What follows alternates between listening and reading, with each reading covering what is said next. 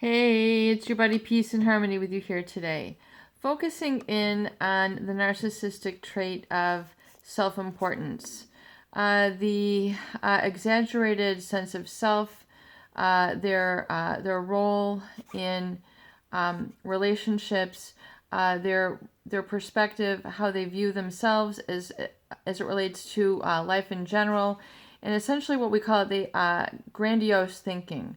Heightened sense of self-importance or excessive self-importance.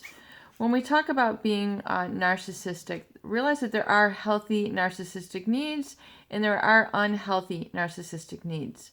Healthy narcissistic needs would be, getting attention, just every day, having everyday encounters, everyday greetings, hellos, how are you? When you're sick, your narcissistic needs increase. You need someone to attend to you. Check in, see how you're doing, see if you need anything. You're not, you're feeling weakened. You have an increase of narcissistic needs during those times. And just like when children are growing up, they have healthy narcissistic needs. They need a pat on the back. They need a cheer to play their game in softball. They need instructions on how to cook, how to clean, how to do their homework, how to get organized. These are healthy narcissistic needs where they need attention, guidance, acknowledgement, and reward. So they know what rewards are, what behaviors, what thoughts, what emotions are good, what behaviors, thoughts, emotions are not so good or not productive or not serving them. So they learn how to really bring out the best of them and function as individual autonomous little beings and then growing into autonomous, independent, self-reliant individuals that can function and contribute to society. So when we look at the narcissist in terms of this self-importance or this narcissistic need, we talk about narcissistic supply and what a narcissist needs, or what Sam Watkins calls an obsession for narcissistic supply. So the narcissist is so excessively self-centered that they only see their desire for self-admiration, for control, for power, to exist and to charm others. They see that as a focus in their environment above and beyond anything else. So it really means to the detriment of others, to the harm of others, and to the lack of acknowledging others, such as we see coupled with their lack of empathy. So, and Sam Watkins also calls it an obsessive compulsive need for control, obsessive compulsive need for power over others, to have narcissistic supply, to surround them with people, objects, events that put them at the center, that put them at the central focus. Always them, the attention has got to be on them, their charm, their wit. Even if it means them lying to get attention from people, they will engage in all these behaviors, splitting, the cognitive dissonance. Everything is really kind of pivoting on and has a hub center of this pathology, this obsessive need to be more important than others, to be acknowledged as more important than others, and really to the disregard and belittlement of other people. So they want to be, regarded as way above, but also to the hurting of others. So what brings to mind is, say, for example, someone who is highly intelligent. Let's just say a neuroscientist.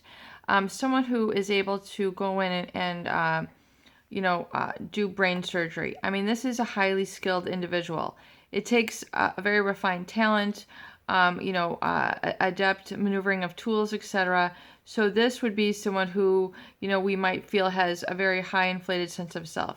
Yet this could just be a highly evolved person, a highly self-actualized person, a highly disciplined individual, someone who has refined their passion, their technique, and is therefore contributing to society in a highly refined manner. And then they are compensated accordingly. It doesn't mean that this person has to be egocentric, has a inflated sense of self. They could exist in their profession with a sense of humility, humbleness, and then validate also the contribution of others. who are helping them in their environment. And even though others might not have the same refined talent as them, they don't belittle them for such. They don't demean them as such. They acknowledge, the inner workings of the whole, that it takes, a team to perform their action, and they have one role in it. So, it's very important then to differentiate, someone who, has, perhaps manipulated their way into positions or lied their way into positions, exploited others, etc., and then has therefore, attained certain status, or does acts strictly for the idea of greed and status and things of that nature. So it sets them into that sort of vacuum mode. Vacuous, people often describe narcissists as being extremely vacuous, taking up a lot of energy, taking up a lot of people's attention. They don't feel like there's the reciprocity of being mirrored and acknowledged. So, realize that people have healthy narcissistic needs to be mirrored, acknowledged. You look nice today. Thank you for coming over. Just, personal acknowledgement of another's being and existence. Things of that nature versus, cutting people down and not allowing them to be fully themselves in situations is what we see in the narcissistic, pathology. And so in terms of that obsessive, that's where we see the narcissistic rage, is when their obsessiveness is stifled or called to be disciplined. So, can they listen to others? Can they pay attention to others? Can they validate another's needs, or are they threatened by it? Are they, can they allow you to have credit where credit is due, or do they instead feel, less than because of their insecurity, and so come out with quips, insults, anger, hostility, such as we see in narcissistic rage, if their obsession is stifled. So in other words, they have an insatiable need, as Vatkin describes, to be in power, to be in control, to control others' actions, even, the most minuscule. So, realize that life can't be controlled in that sort of manner, but they have a desire to, and it's to protect their sort of frail sort of insecurity underneath. So that's why they cannot acknowledge others and give healthy mirroring to others, because they feel so threatened by it. In other words, if you were to be equal to me, that makes my desire to be in control, it basically dismantles that. It takes it down. So, if we're equally in control, we're equally contributing, the narcissist is threatened by that. There's always going to be some quip, some wit that's going to be, cutting another off and, again, further escalating their self-importance, their contribution, them as the kind of sole contributor to a project, etc. So you have to be very careful of that and realize that, be careful not to over-idealize, individuals who are in this manner, and furthermore, protect yourself being, from swept up in their obsessiveness.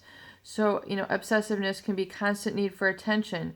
They might, you might feel like constantly attacked with texts, emails, strange forms of communication, emails at unimportant times, or when they should be conversing with you, they're sending emails. When they, are, trying to distract you from, or sabotaging you from participating in your own life purpose or your own events, things, they try to, undermine you at the most inopportune times. They don't let you proceed with your own goals, your own dreams and desires. They find a way to sabotage it, to try to get attention, trying to call you, emergency calls when you should be focusing on something at work, meeting a deadline. I mean, these are narcissistic power moves, control moves that you'll see them engaging in. Or, furthermore, maybe you want to talk to somebody and it's in a family system. You want to talk to somebody and they, create a smear campaign and then make this person hang up on you. I mean, these are power moves. These are obsessive power moves that they will oftentimes enact in desperation in order to maintain this feeling of control and this feeling of being in power. And it very much is to, if there's a lot of people being hurt, oftentimes in the narcissist relationships, we see a wake of, people who are hurt, in the wake of other relationships. They do it again and again and again. So, realize that this is just part of their personality. It's how they're going to be. If you seek to change it or have them, realize that they, you're loving to them and supportive, and can they please stop these control tactics, etc. Oftentimes it's going to be an exercise in futility, because it's just how their personality works. This is what they derive pleasure from. It's how they interact with society. And so, you just have to let them go, and knowing that that will be perpetuated, and you don't really seek to be a victim to that system anymore, because it can be very crippling and disenchanting for those people who are involved.